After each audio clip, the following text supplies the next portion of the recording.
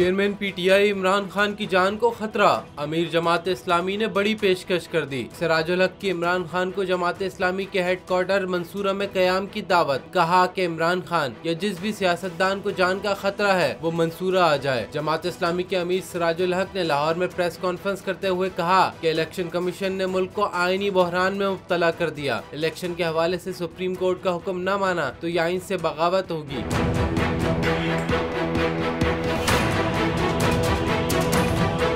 कहा कि सियासी जमातें होश के नाखुन लें वरना हम मार्शल लॉ की तरफ बढ़ रहे हैं। सिराजुल हक ने पीटीआई के मौक़िफ़ की तायीद करते हुए कहा कि कौमी असम्बली सिंध और बलूचिस्तान असम्बलियाँ तोड़कर एक ही दिन इंतखाबात कराए जाएं। मुल्क में मौत सस्ती और आटा महंगा हो गया है। 1,40,000 अफराद डिप्रेशन के मरीज बन चुके हैं।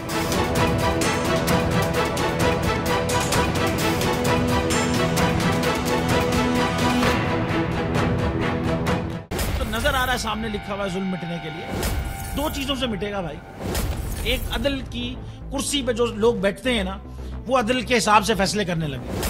दूसरा, कौम निकल खड़ेगी उस जुल्म के खिलाफ तो जुल्म खत्म हो जाएगा। या इन दोनों में से कोई एक चीज हो जाए या दोनों हो जाए।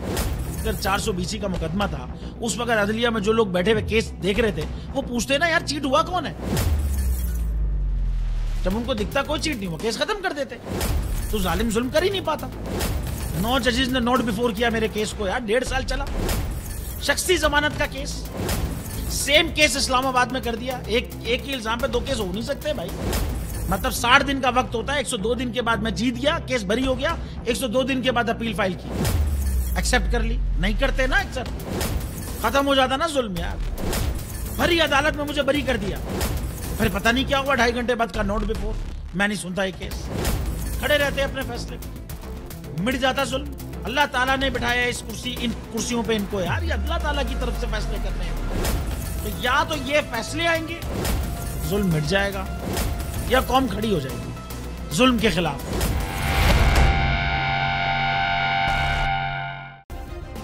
सब्सक्राइब करें और बेल दबाएं ताकि कोई खबर रह न जाए।